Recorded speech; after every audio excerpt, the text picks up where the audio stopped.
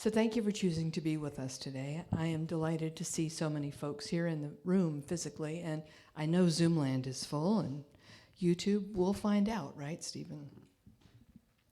So today I get to complete the tour of the basic science of mind principles and practices in today's talk, which is putting it all together.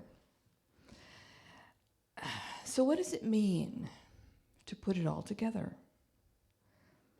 It means we get to look at all the tools we have at our disposal and decide how we want to work with them. Because every single one of us is that choice. And we can decide that we want to be empowered in our lives, or we can decide that we want to be victims. And there's no wrong answer. It's a choice. That's hard, right? Because it's so easy to play the victim card and say, I don't, those people did it to me. And we have choice. In the first paragraph of chapter 4 of the Science of Mind text, page 51, if you care, Ernest Holmes wrote, "One of the great difficulties in the new order of thought is that we are likely to indulge in too much theory and too little practice.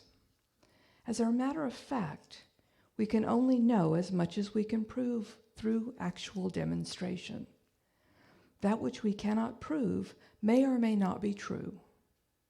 But that which we can prove certainly must be and is the truth." The challenge, where the rubber meets the road, right? What do we know for sure? What we can prove. To whom are we proving it? Ourselves. Boy, that's a real beast. Only what we can prove to ourselves, what we know in our minds, what we know in our consciousness, may be different than what our eyes see when we look out in the world. And that's awkward at best, because what we know is what we have the capacity to create. What we see in the world is changeable. This is one of the teachings of the science of mind that's so challenging, because the world of our experience is not a fixed, finite thing. It's changeable. You know this. In Dr. Lisa Rankin's book, Mind Over Medicine, that we looked at as part of a certificated class, I thought it was last year, but when I actually went and looked at my notes, it was actually late 2021. She made a point to distinguish between what other people told her ought to be true and what she knew. It took her a while to get to that, because she was a trained practicing MD, right? So she was living in this world of form and what she could do as a medical doctor. And she was overworked, and she was trying to make things happen. And it practically killed her. And only when she got to that point where she realized she was forced to stop and pay attention to what was actually true for her, was she able to take ownership of her health and her life and create a different reality. This is true for every single one of us. We can theorize and we can make it up all day long, but until we actually grab it and own it, we don't actually know what we know. Earlier in 2021, we did a book study with Dr. Rick Hanson's book, Resilient. Dr. Rick reminded us that the qualities of our lives depended on 3 things: how we manage our challenges, how we protect our vulnerabilities, and how we increase our resources. He also reminded us that our greatest resource is our mind and how we choose to use it. Science of mind. We use that same mind, that same resource that is the mind that created the sequoias that Sharon talked about earlier that came from the new design for living. We use this same mind to create our life experience and to decide what to do when we feel vulnerable, when we feel like we're at risk. And then last summer, we looked at Brene Brown's Atlas of the Heart. In her first chapter, she talks about vulnerability, what it meant, what it means, and what we were taught about it that wasn't actually true. She wrote, "Vulnerability is an emotion that we experience during times of uncertainty, risk, and emotional exposure. Think for a moment, when was the most recent time that you felt uncertain, at risk, or emotionally exposed? Was it when you walked in the room today and you wondered if anybody was going to see you? It might have been. Or maybe that they were going to judge you, or whether you'd feel welcomed. Or maybe you were the one that was judging the situation and the circumstance. Vulnerability is an inside job. Nobody can unless you let them. That's not what the world tells us, but it is actually what's true, because we manage our reality by how we see it. So here's the trouble with that, right? We have so many socially conditioned behaviors that predispose us to make up stories about how things ought to be, rather than to live our own lives and have our own experiences. And showing up honestly as we truly are, sensitive, awake, alive, aware, is a huge challenge in our physiology and in our minds, because there's all this programming that we have to put in its proper perspective.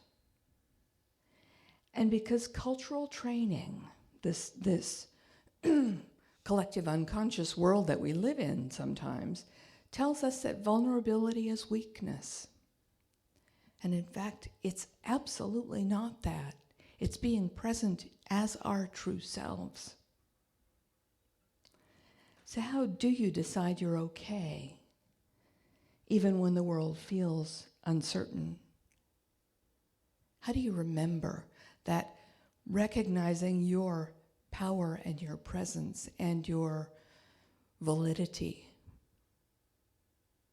in the world, regardless of what you're told? Boy, that's a hard one. And it's a sign of spiritual maturity when you can be who you are and just be. And it's something that probably everybody struggles with now and then. One of my all-time favorite quotes from Dr. Holmes is found in The Science of Mind on page 33, paragraph 3. It's not the sentence you expect. You know, the paragraph that starts, "When we learn to trust the universe, we shall be happy, prosperous, and well." It's in that paragraph, but it's not that sentence. This is further down in that same paragraph.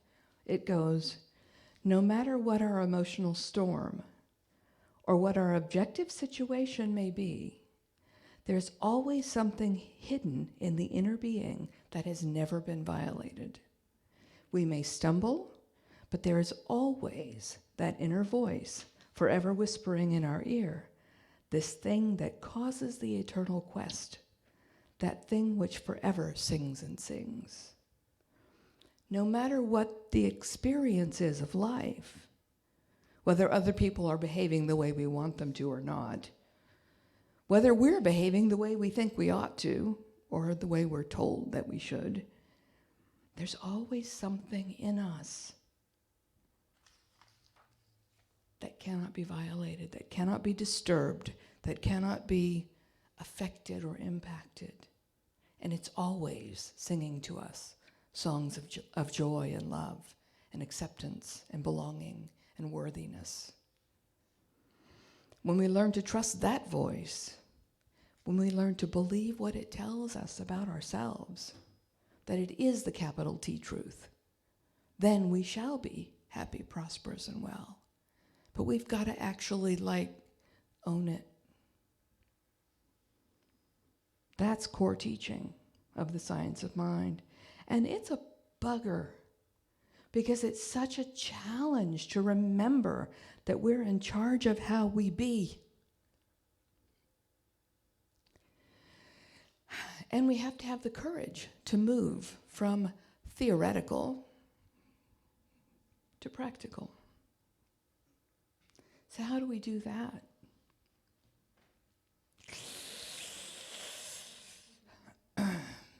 We have a couple of book studies starting this month. One, Braving the Wilderness with Ethel Lee Miller, starts Thursday, Zoom channel. And then Maria Schuchard is leading a longer one, New Design for Living, on Tuesday next week. Both are on Zoom, which gives the greatest number of people a chance to participate. It's not mandatory. You can go if you want. You can read the books on your own. You can start your own study group. Our job, as I understand it, is to wake up and to recognize what we can do. And nobody can do it for us. And we have tools. So what are the tools that we have at our disposal? Anybody want to offer some? Meditation, prayer, affirmative prayer, intuition. It's not a tool, but it's there, yeah. Spiritual mind treatment, visioning, journaling. Service is actually not on the list, but it's a good one. And then Maddie's favorite, well, she's got two, visualizing and affirmations. There are other things too. Gratitude practices, mastermind groups, labyrinth walks, contemplative reading, sitting with the words going, what do you got for me today? What is it that's written down on this page that I can understand in a new way? We have tools, and no tool works unless it's used. There are other tools that are more active, drumming, dancing, hiking. Some of these are very individualized. You have to do them by yourself. But other ones can only be done in small groups or in larger community. I was trying to place this event in my mind, and it was roughly a decade ago, might have been 12 years ago, but a small group of us, and I think it came out of a foundations class, we decided to climb Picacho Peak. Holy cow. And we decided to do it as a silent meditative walk. Holy cow.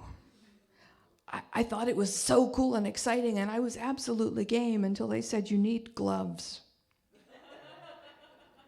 And I thought, oh. And then I looked up what it said on the internet about climbing Picacho Peak, and it's like, difficult, strenuous. Okay. So we did. And until I got to the cableways where you actually have to hoist yourself up this cable, which is why you needed the gloves, it's like, oh, this was such a bad idea. And we were doing it as a meditative walk. And the feeling of exaltation standing on the top of that peak after the exertion of climbing, it's not for the faint of heart. And if you're afraid of heights, don't go. But wow. And that was a small group practice. And it was also an individual one because each one of us was having our own individual experience. It was totally crazy, and it was fabulous. So a bunch of years ago, I asked Dr. Edward Villon why Ernest Holmes never talked about the value of spiritual community. Because he doesn't, I mean, we say it, but he never talks about it. And Dr. Edward laughed, and he said, 60 years ago, no one ever imagined, it was completely unthinkable that people wouldn't regularly gather together in community to support each other and to feel supported, because that was the world that existed in the early 1900s. Something changed about 60 years ago, where the gathering together in community and in group shifted. And now it's reforming, but it's reforming in a different way. In 2000, Robert Putnam wrote a book called Bowling Alone, with the subtitle, The Collapse and Revival of American Community. In chapter 20, he wrote about the cost of social isolation on individual health and happiness. He wrote, "The more integrated we are with our community, the less likely we are to experience colds, heart attacks, strokes, cancer, depression, and premature death of all sorts. Such protective effects have been confirmed for family ties, close family ties, for friendship networks, for participation in social events, and even for simple affiliation with religious and other civic organizations. Belonging matters." And if you think about it, you knew this already. Putnam's book did raise some eyebrows because it documented a widespread drop in community social engagement. And he was trying to scientifically understand what was going on with society in those 40 years from 1960 to 2000.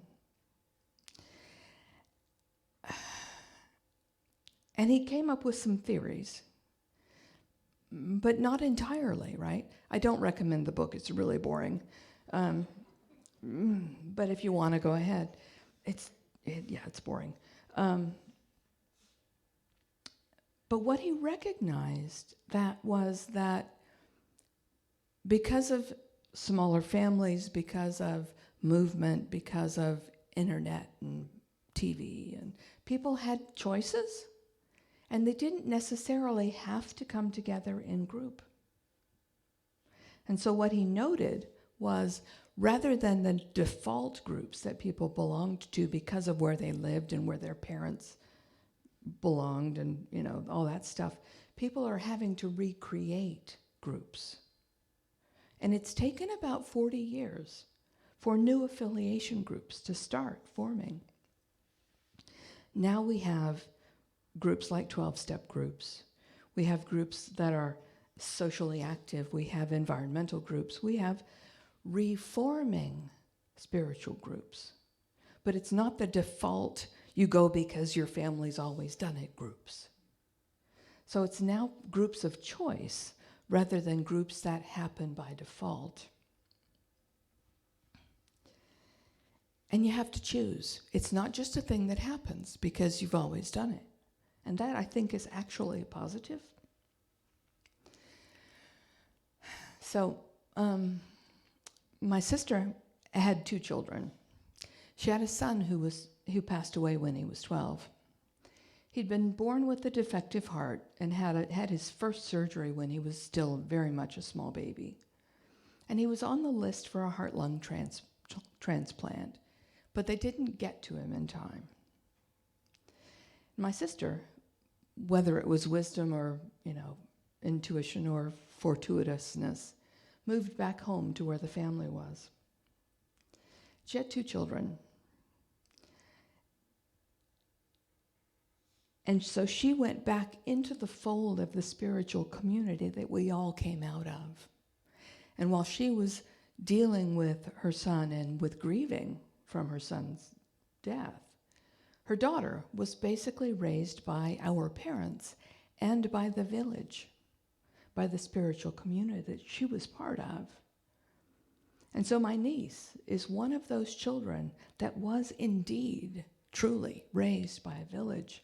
And that's important. It's important for her because she recognizes a basic inherent strength that's not connected only to her mom, but actually to this community that she's part of, even though she's been married and gone from home 20 years. But she's still part of, she carries within her that internal community. And we have the option to create community. And we have the necessity of choosing to do that. I was really pleased when I looked in the newsletter last week and I saw all those smiling faces sitting around the table at Lunch Bunch. There's nothing like it, right? Even if it's just a moment, that tangential connection through space and time. And yesterday morning's daily practice, 6 or 7 folks from all over coming together in community to share and experience spiritual practice, community together. And you have to choose. You have to join. You have to participate. You must play to win. They tell us that. And with the morning practice, I mean, it's not a closed group. They've been at it close to 1,000 days at this point. And anybody who wants to show up is welcome. So what does it take to be skilled at spiritual practices that support the quality of life that every single one of us desires?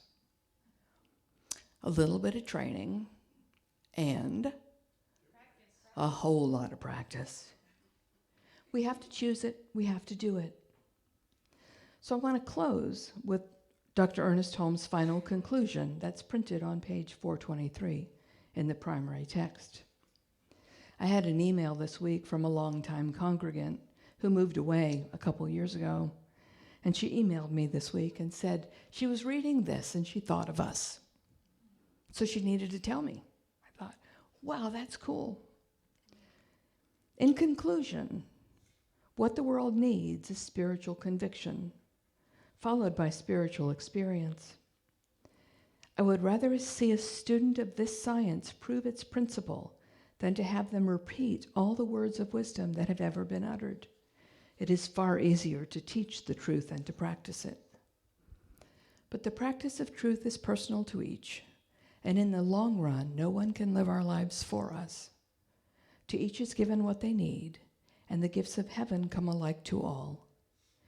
How we shall use these gifts is all that matters.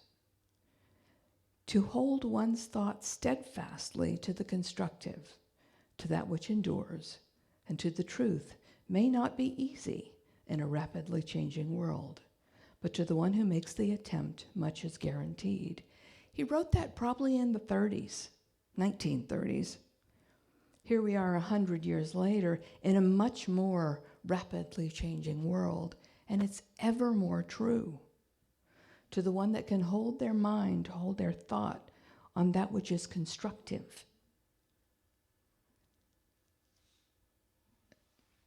It's not guaranteed, but much is better. The last paragraph. The essence of spiritual mind healing and of all true religious philosophy is an inner realization of the presence of perfection within and around about. It is the hope of heaven, the voice of God proclaiming, I am that which thou art that which I am. The divine in us, we got to own it to have it. Do that. Bless yourself and bless us all. Thank you.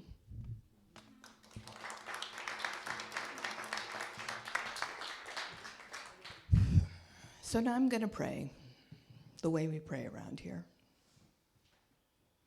If I've said something useful for you, hold it in your mind while I speak the words. I know that one life is my life. I know that same life shows up as all beings. I know that each lives enfolded and embraced in the arms of this one love, this one joy, this one peace, this one power, this one opportunity to express and experience joy, to express and experience whatever it is that is the desire of the heart. I know that each one already has access to every single thing that they need to succeed. I know the gift is given. I know it has to be taken. It has to be received. It has to be allowed and accepted. So for me, I accept this gift. And I know that each one has the capacity to stand up and own the great goodness of their own lives. To stand tall and proud and to engage honorably in this practice of life. Celebrating this gift, celebrating the opportunity to explore, express, and expand in it. I relax, I allow, I receive, and I let it be. And so it is.